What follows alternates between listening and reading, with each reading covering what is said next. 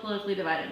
In my opinion, America is divided greatly politically because our government was created a long time ago, and I believe that government things, policies need to change with people with time. If not, we're going to still live in an area where an African American person was 3/5 of the person. We're in a melting pot. We're a country of immigrants. Yes, we did a lot of bad things to different nations and people, but now we need to realize that we're a group of people and we can't just go on one opinion. We have to take all opinions into consideration, all races, religions, everything. One person, one ideal is not going to be the way to do it. It has to be working together, bringing in all those ideas, but it can't be based on a personal feeling or thought. It has to be based on what America needs, what the United States needs, what the people needs, not what an individual's opinion is and pushing that on everyone.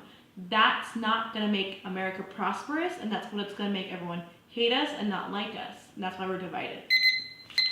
What issues are the greatest source for division? Again, in my opinion, the greatest source for division is that, it goes back to how we think that everything needs to be a certain way. And our individual opinions come into it. That whether if I'm a right-wing, conservative, Christian, that my opinion is the one to decide things. And many people who disagree with that are saying, well, I don't agree with that. And what we realize is that we can't bring in our personal opinions into it. We need to take a step back and realize that it's not our opinion. It's what's better for everyone as a whole. So the greatest source of this division is the fact that everyone's worrying about themselves, what they want, what's best for themselves, instead of what's best for everyone altogether.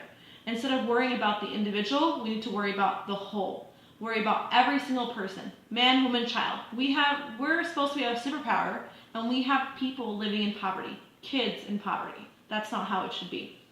We need to work and do better.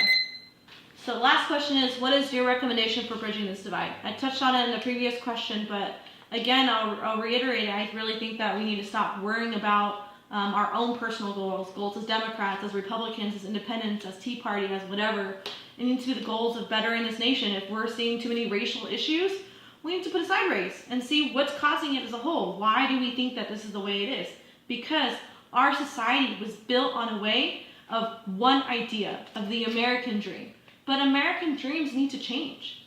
They need to go with people and merge and be fluid. If it's not fluid, it's just going to be stagnant. And we're all going to think that we need to be that one thing. But we're not all fitting in that box. We're all different. And in order to bring that division together, we have to think about that as a consideration.